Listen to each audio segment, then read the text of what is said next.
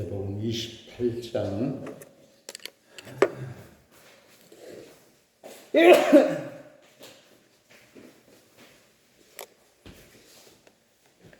1절부터 10절입니다.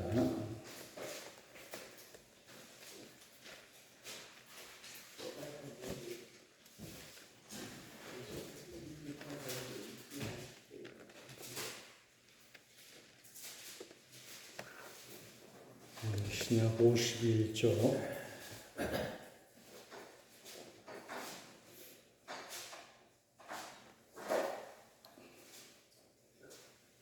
다 같이 읽겠습니다.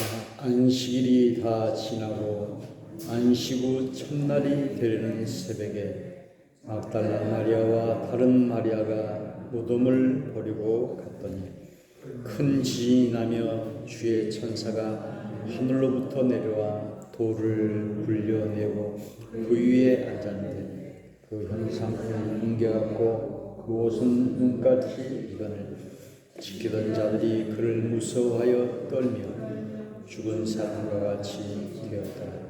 천사가 여자들에게 말하여 이르되 너희는 무서워하지 말라.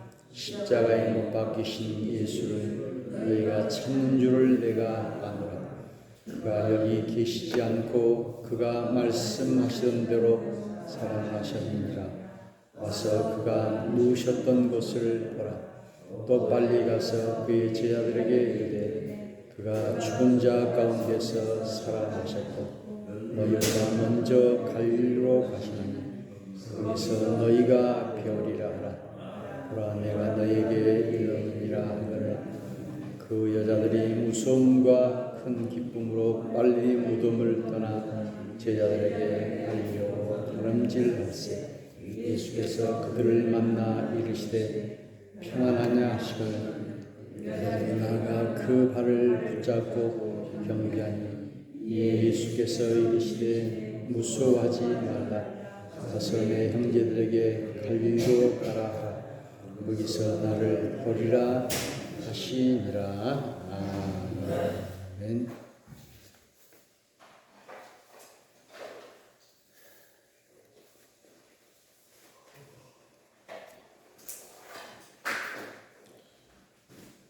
오늘은 주님이 부활하신 날입니다.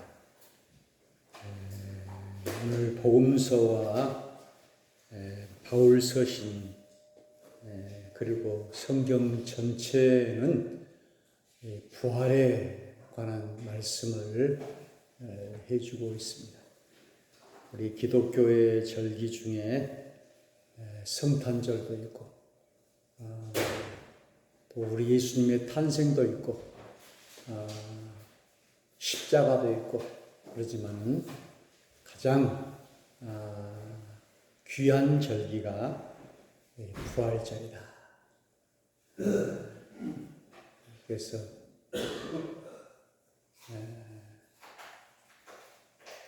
부활이라고 하는 것은 부흥하다 할 때 부자 하고 활 살아나다 옛날에 활명수라고 했었죠. 그것을 마시면 힘이 솟는다 해서 활명수. 또 부는 이제 복이라고 하는 말도 있게 되는데요. 회복한다 그런 뜻도 있고요. 그래서 교회 이름에 활빈교회, 가난을 이긴다 그런 뜻이죠. 그래서 우리 교회가 부활의 교회, 죽어도 다시 살아나는 부활의 교회, 이런 부활의 정신을 가지고 살아야 할 것입니다. 로마서 8장 11절에는 예수를 죽은 자 가운데서 살리신 이의 영이 너희 안에 거하시면 그리스도 예수를 죽은 자 가운데서 살리신 이가 너희 안에 거하시는 그의 영으로 말미암아 너희 죽을 몸도 살리시리라. 이렇게 했고요. 고린도전서 15장에는 부활의 장이죠. 사망아 너희 승리가 어디 있느냐? 사망아 너가 쏜 것이 어디 있느냐?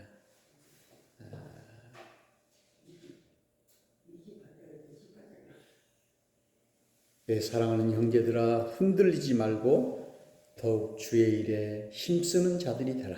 이렇게 부활에 관한 메시지를 성경은 전하고 있고, 역대상 4장에도 야베스가 그 슬픈 존재였는데 하늘이 하나님께 기도할 때 하나님께서 지경의 터를 넓혀주시고 환난과 근심을 없게 해주시고 그가 구하는 모든 것을 다 들어주셨더라 라고 말씀하고 있습니다. 저는 부활을 생각하면서 부활의 메시지가 무엇인가 했을 때 희망이다 이렇게 생각했어요. 희망. 우리는 희망의 반대말은 절망이죠.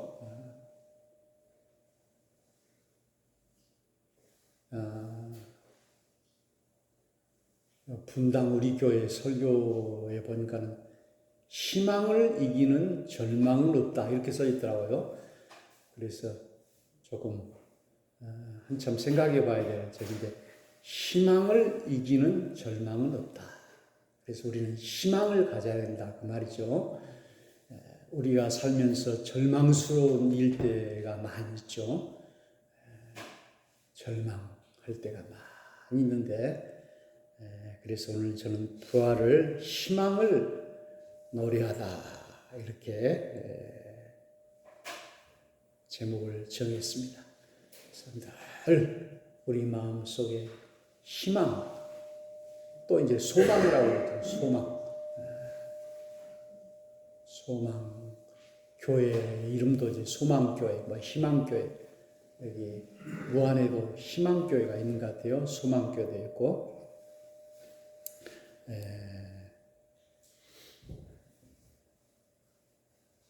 그래서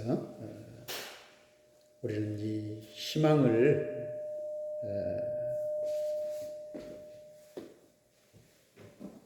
늘 간직해야 되겠습니다. 제가 이제 갈매기의 꿈이라고 하는 그 책을 읽었는데요.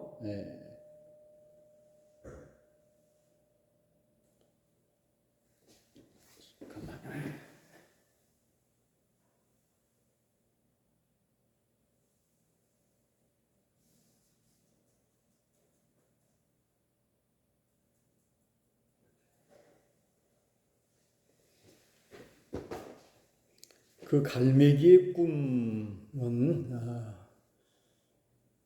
비행기 조종사를 했던 리처드 바크라고 하는 사람이 쓴 책인데 18군데의 그 출판사에 책을 내달라 했지만 거절당했어요. 그런데 한 출판사에서 그 책을 출판했는데 아주 대박이 나가지고 아주 그 수백만 사람들이 읽게 되고, 그 책을 모르는 사람이 없어요. 갈매기의 꿈이다. 이 조나단이라는 갈매기는 시속 340km를 나는 그런 갈매기였습니다.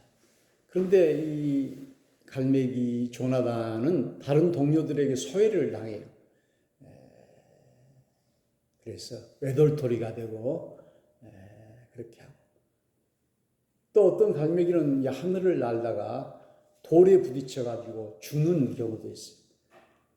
우리 여기 교회 벽에도 그 새들이 떨어져 죽기도 하고, 어쩔 때는 비둘기가 떨어져 죽기도 하고, 그렇게 하는데요.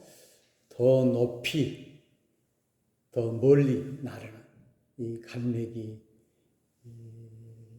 조나단은 나중에는 이제 그렇게 높이 날고 빨리 나르니까는 많은 새들이 그 신처럼 우러러봤어요. 그래서 신화와 전설이 되는데, 아니 똑같은 새다 이렇게 해도 그들은 믿지 않고 그렇게 했는데, 이 책은 신적인 영역에 도전한다 해가지고 반대에 부딪히기도 했는데요. 이 갈매기의 꿈은 희망을 이야기하고 있어요. 갈매기처럼 자유롭게 희망을 가지고 날자. 그래서 참 자식이 부모의 굴레에서 벗어나 가지고 정주영이 같은 경우는 서울로 와가지고 열심히 가게를 하고 쌀 장사를 해가지고 그 대기업가가 되고, 그리고 이제 그 큰 바다 같은 것도 막아가지고 큰 그 배를 그 가운데도 해가지고 간척지를 만들기도 하고요. 또 여자는 남자의 굴레에서 벗어나서 자기의 꿈을 남자 이상으로 펼치는 그런 희망, 자유를 또 노래하기도 했는데요. 오늘 이제 교회에서 달걀을 여러분에게 나눠주는데, 헤르만 헤세는 그 알에서 그 새가 그 깨어나야만이 된다, 그런 이야기를 했어요. 깨어나야, 여기서 깨쳐야 된다. 그래서 바깥에 이것을 깨쳐야 된다. 줄탁동시라는 말이 있어요. 그래서 내가 안에서 깨어나고 바깥에서 이렇게 도와주고 해서 깨어난다. 그래서 그 알에 있으면은 병아리가 되지 못하죠. 닭이 되지 못해요. 그거 깨어나야 돼요. 그리고 누에 거치도 그 힘든 그 과정에서 자기 스스로 거기서 이렇게 그 거치 그 껍질을 뚫고 해야지, 누가 바깥에서 그 깨어나기 쉽게 이렇게 칼로 베어주고 해서 스스로 나오면은 성장할 수가 없어요. 그래서 부모 그늘 밑에서 편안하게 먹고 자고 이렇게 한 사람은 자립심이 없는 거예요. 근데 부모로부터 아무것도 물려받지 않는 사람은 자기 스스로 노력하고 그렇게 해가지고 그 성공하는 그런 것이 진짜 성공인 것을 볼 수 있습니다. 오늘 우리는 이 부활절에 4.19, 또 4.3 사건, 5.18, 또 60 항쟁, 이런 민주화의 승리를 보게 됩니다. 그래서 많은 학생들과 또 노동자들과, 여기 목포에서도 여학생이고 대학생이고, 목포대학 가보면 감경대 거기 학생의, 또 박태영 학생의 그런 기념관이 있더라고요. 그 사람은 이제 몸을 분신해 갖고 민주주의를 이루었어요. 민주주의는 피를 먹고 자란다 하는 말처럼 독재의 암울함을 이기고 부활했던 이런 것들을 우리는 참으로 보게 됩니다. 오늘 우리는 이 부활 주의를 맞이하면서 부활의 놀라운 그 의미를 깨닫고, 참 우리 교회도, 우리의 삶도 다시 한번 알에서 깨어나는 부활의 변화와 회복과 부흥과 새로움이 있어져야 할 줄로 믿습니다. 오늘 이렇게 또 이렇게 성화를 이렇게 붙였는데, 그 사이트에 들어가 보니까는 이제 누구든지 다 이렇게 할 수 있다고 그렇게 쓰여 있어요. 그래서 우리 힘으로 다 했고, 우리 교인들이 또 다 나오셔서 수고하시고 또 이렇게 아름답게 단장된 것을 기쁘게 생각합니다. 웃음은 나의 생명꽃이라 하는 그런 책이 있어서 한번 봤더니요, 이 저자는 이현춘이라고 하는 여자분인데, 자기가 이제 결혼을 해서 그 아이가 8개월, 임신을 해가지고 8개월 만에 아이가 사산이 됐어요. 그리고 이제 또 아이가 안 들어서는 거예요. 그렇게 해서 그런 고통 속에 있고, 또 남편이 이렇게 병으로 이렇게 고생을 하고, 여러 가지 어려운 일들을 이렇게 겪고,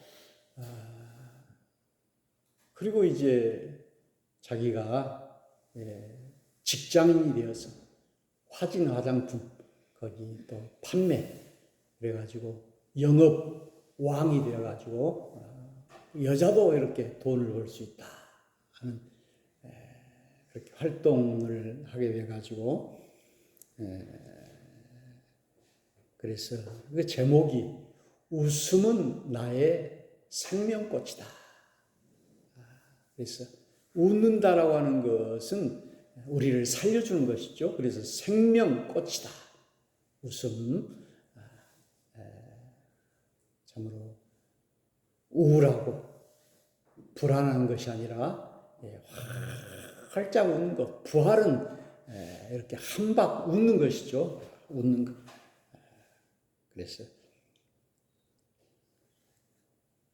참 한 여인의 눈물의 승리의 기록인 것을 볼 수 있습니다. 아버지의 눈물이라고 하는 이채의 시를 오늘 누가 보내줘서 들어봤는데요. 남자로 태어나 한평생 멋지게 살고 싶었다. 이렇게 시작하는 이 아버지의 눈물을 보면서 아버지는 울어도 눈물이 없고 눈물이 없으니 가슴으로 울 수밖에. 아버지가 되어본 사람은 안다. 아버지는 고달프고 고독한 사람이라는 것을 아버지는 가정을 지키는 수호신이기에 가족들이 보는 앞에서 약해서도 울어서도 안 된다는 것을 그래서 아버지는 혼자서 운다. 아무도 몰래 혼자서 운다.